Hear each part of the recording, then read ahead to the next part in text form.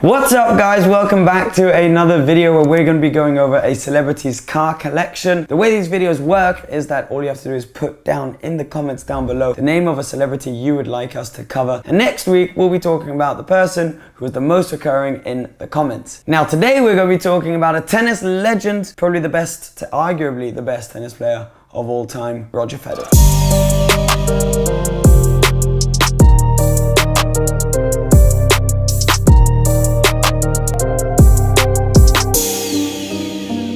Roger Federer has had a long and incredible tennis career, winning many Grand Slams. He has earned a lot of money over the years through not only his prize money from tournaments, but also through loads and loads of endorsements with Rolex, with Uniqlo, with Nike, and, as you'll be seeing a lot of in this video, with Mercedes-Benz. Known to be very classy and down-to-earth and humble and a likable man, you're not going to be seeing any particularly flashy cars, but there were so many comments asking for Roger Federer's car collection, so we thought we'd cover it today. Now, there aren't really any cars that we have found that he's clearly just bought himself. He seems to be enjoying the fact that he's got this partnership with Mercedes and driving around in a bunch of Mercedes. Now, there is only one car on this list that we could get our hands on, which is not a Mercedes, which he's owned. And that is a Lexus LX, which was also a partnership given to him a while back, many years ago, and since he has never really been spotted driving it, but it is the only other non-Mercedes car that we thought may potentially be sat in his garage. He lives mainly in Switzerland. He's obviously got children and a wife, so he needs a lot of space, so the Lexus LX actually kind of makes sense. Now that we've gotten that out of our system, let's go into a long list of Mercedes. Most of them were probably gifted to him. The only ones I'm not too sure are the SLSs, and we'll get to those a little bit later in the video.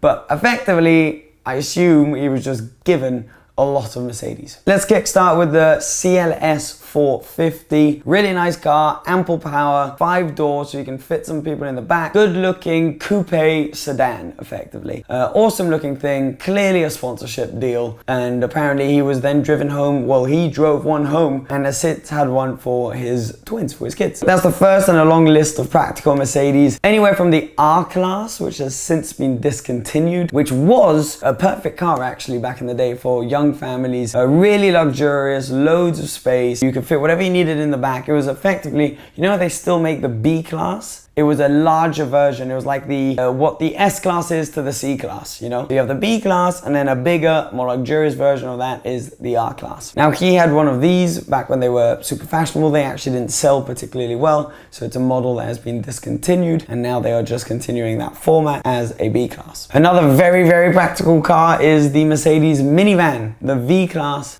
So Roger Federer has had one of these. Now, no photos of the interior. Has he? Because a lot of people, and specifically celebrities, tend to trick out their V-Classes to have them completely modified on the interior with TV screens, coffee machines, anything you want. Now, it's been confirmed to us that he has a V-Class, has been given through a partnership a V-Class. Now, what has he done to the interior of that? I'm not sure.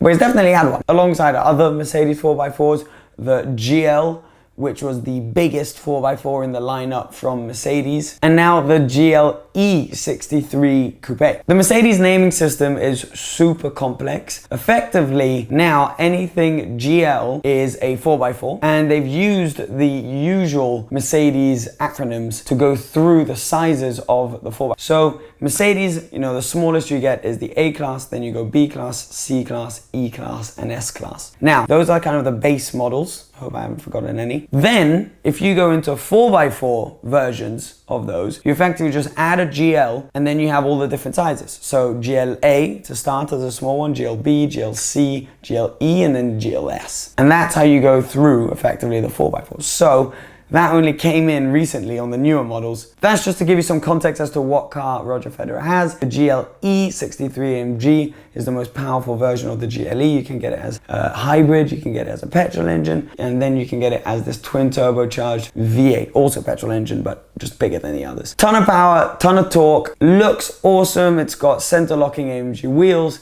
completely kind of pimped out interior with Alcantara, and a really cool steering wheel. Awesome looking car, boasting an engine that Roger Federer knows quite well because it is a V8 that he's had in plenty of other Mercedes. If ever you want to go top down, but also have the option of going coupe, you get, like Mr. Roger Federer, a Mercedes SL. Haven't actually been able to have confirmation over exactly which engine he's had in his SL. Now, there have been a few generations of the SLs. When it came out, the original SL55 AMG with the twin turbocharged V8 was a beast and everyone wanted that car. Then the SL model line was kind of updated a little bit, and now in the latest version, actually sales have gone down quite a bit. But Roger Federer still has one in his collection. In his Mercedes collection, not really a car collection, it's a Mercedes collection. He's also had not one, but two Mercedes SLS AMGs. Now, the one that has been the most publicized is his white Mercedes SLS AMG Roadster. So this is actually a naturally aspirated 6.2 litre monster of a V8 with one of the longest bonnets around front. It's an awesome, awesome looking car. And one of these, again, it was a huge press event and a lot around the fact that Roger Federer would have one of these, and he had himself a Roadster. Now, where the twist comes in is that he was actually seen in a coupe version. Now, the coupe version is actually a lot more desirable these days and going up in price a lot faster than the Roadster because it has got the infamous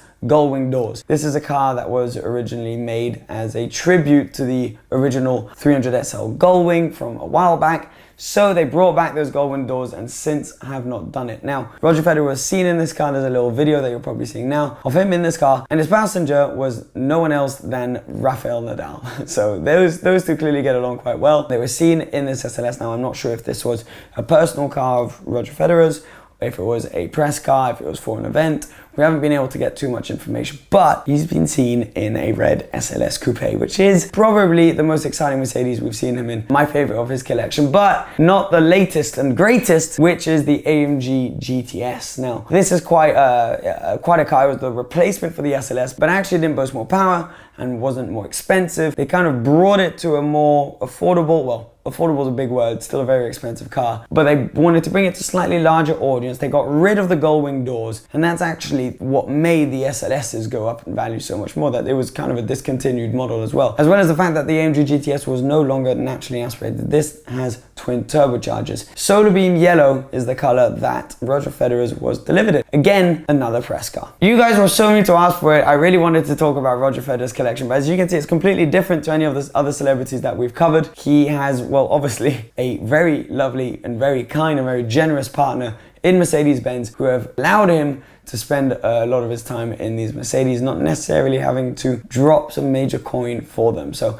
he's done very well for himself, but clearly is more reserved than a lot of the other celebrities we've spoken about and hasn't actually spent a lot of his huge fortune, which no one really knows how much he's worth, but he is reported to potentially be around about now becoming the first billionaire in tennis. Now, I'm not sure because a lot of articles will say he's worth about 450 million, others will say 900 million. Really hard to know, but he's worth a lot of money. He just signed a $300 million 10-year deal with Uniqlo, so he's financially stable. Bit of a different one for this celebrity, but you were so many to ask for it. And I mean, the guy has a lot of Mercedes and he's got two SLSs and an AMG GT. He's got loads of really cool cars. So it wouldn't have been correct to not do this video, but very different because clearly he worked with his partners more to get his hands on a nice car. But congratulations to him on all the successes and a lovely garage straight from Germany. Anyways, guys, thank you for watching this video. Hope you enjoyed it. I'll see you again very soon. Remember to comment down below next week's celebrity and we'll be seeing you again in not too long. Cheers. Bye-bye.